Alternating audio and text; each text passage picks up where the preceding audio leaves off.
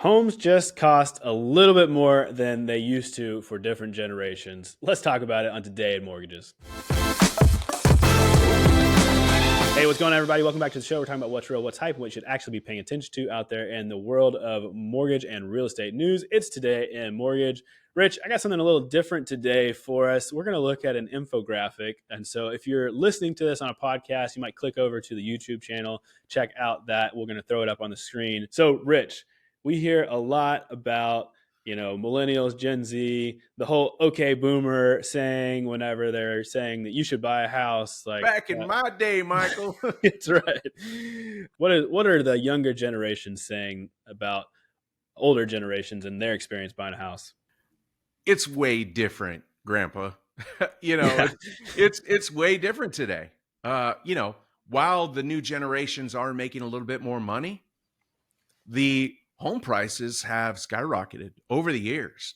You get new generations coming in. You look in that 2012 to 2015 range where you had all the millennials hitting the buyer. They were becoming home buyers and prices kept going up. And Michael, here we come. Gen Z. They're coming for us. The biggest, 7+ million of them getting ready to hit the market from now over the next 5 or 6 years.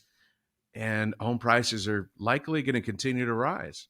Yeah, and that's, good news and bad news. But to illustrate it, we found this really interesting infographic. It's from visualcapitalist.com, the title of which is The Increasing Income Housing Gap in America.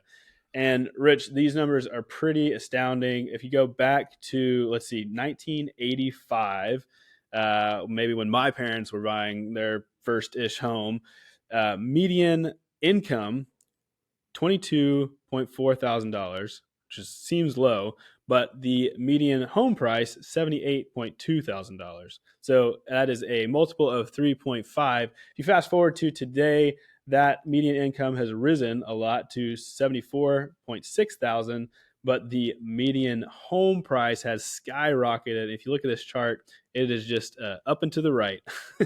And that median home price has gone to $433,000 and change. And so that ratio, price to income ratio, is 5.8 versus that 3.5 that it was in 1985. So that's a big difference, Rich. It's giant. It's a really big difference. And we can sit here all day and talk about all the reasons, but one of the main reasons is that we really have slowed up building new homes over the last 20 years. I mean, since the Great Recession, we really haven't built much. We definitely haven't been building to even accommodate a percentage of all of these new home buyers. And then you introduce COVID, right? Where people no longer wanted to live in apartments and high rises. They wanted their own properties. And so that just exacerbated the home price growth. And, here we are. Now we've got a long list of new young buyers coming to the table, and they all want to own homes because real estate is still the number one American investment. And people want them. Man, if I was a builder today, I'd be so happy about my future. Yeah, maybe we should get into that business, Rich. I don't know. It seems pretty difficult there too. But what's interesting about this, Rich, is that I read elsewhere is that more people than ever are owning their own homes, but that supply has not kept up with the demand, like you just said. And this price to income ratio is a huge hurdle for new home buyers trying to get into the market today. And so, Rich, I don't think there's a lot of solutions or commentary here, but what do you got? Anything else on this before we sign off? I just think some of the reasons that we're low on inventory is obviously the demand is high by a lot of new young buyers, but also, we haven't been, like we mentioned, we haven't been building enough homes, new homes, and also our older generations are aging longer in their homes as opposed to downsizing and, maybe moving to smaller homes. That condo in Florida, like it's just not happening as much because one, they have low interest rates. If they don't own it free and clear, which many, many older generations do own their home free and clear, they're just not listing them. They're living longer. They want to be in their homes longer. And so those two pieces, not enough homes and some of our older generations staying longer in their homes, that's adding to some of the the challenges that we see today with home availability. Everybody needs to retire to Florida. Help us out a little bit. List your home in the Midwest and retire to Florida.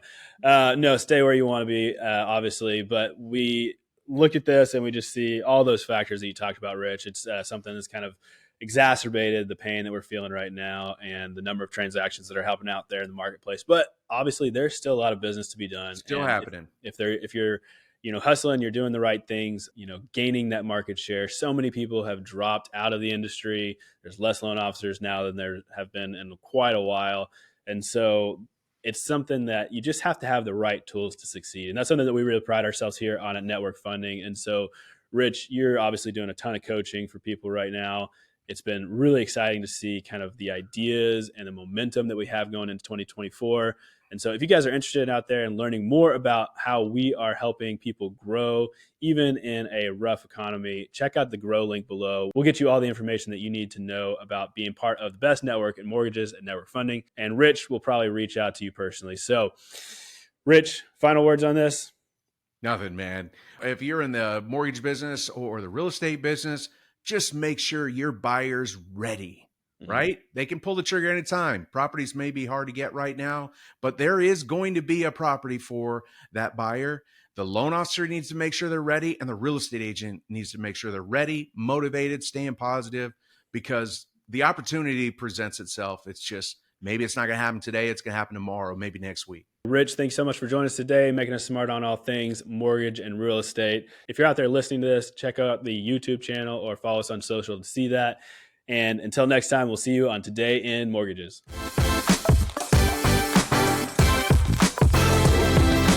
Today in Mortgages is produced by Network Funding LP, which is an equal housing lender, NMLS 2297. The content of this program is meant to be a commentary on mortgage and real estate news, and any discussion of rates and or products should not be taken as an individual mortgage or home buying advice or pricing estimates. And any commentary on this show should not be considered a promise to make a loan. All applicants for a loan must qualify, and you should consult a professional regarding your individual loan scenarios for your financial situation. Visit our website at nflp.com/licenses for all state licensing and other legal information.